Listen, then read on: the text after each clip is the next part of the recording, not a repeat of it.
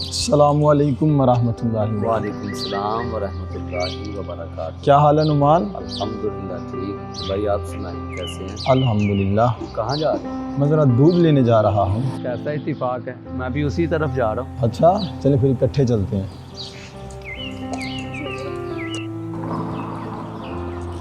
اسلام بھائی، کیا ہوا نعمان؟ ارے وہ دیکھیں، گوالا دودھ میں پانی ملا رہا ہے۔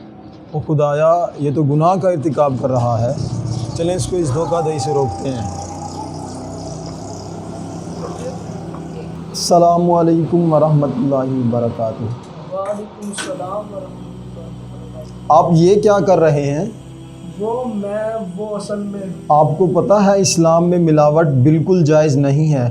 دیکھیں جناب، اس کے بغیر تو ہمارا کاروبار نہیں چل سکتا، ایسے تو ہمارا کاروبار 2 دن میں ختم ہو جائے گا۔ دیکھیں بھائی، میں نے اپنی مسجد کے امام صاحب سے سنا ہے کہ ناجائز کاروبار میں پیسہ تو بن جاتا ہے لیکن اس میں برکت نہیں ہوتی۔ بالکل ایسے ہی ہے، لیکن ملاوٹ کرنے والے کے متعلق تو واضح طور پر وعید ہے۔ حضرت ابو ہریرہ رضی اللہ تعالی عنہ سے فرمان مصطفیٰ صلی اللہ علیہ وسلم مروی ہے کہ آپ ایک غلے کے ڈھیر سے گزرے تو آپ نے اپنا ہاتھ غلے کے اندر داخل کیا، آپ کی انگلیاں تر ہو گئی۔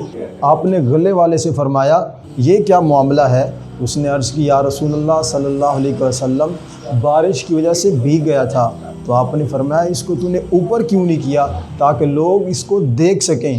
پھر فرمایا من غش فلیس منا، جس نے ملاوٹ کی وہ ہم میں سے نہیں۔ بھائی آپ کا بہت بہت شکریہ، آپ نے میری توجہ اس کی طرف دلوائی، ورنہ میں تو ساری زندگی یہی کرتا رہتا۔ آئندہ انشاءاللہ کبھی بھی میں دودھ میں پانی نہیں ملاؤں گا۔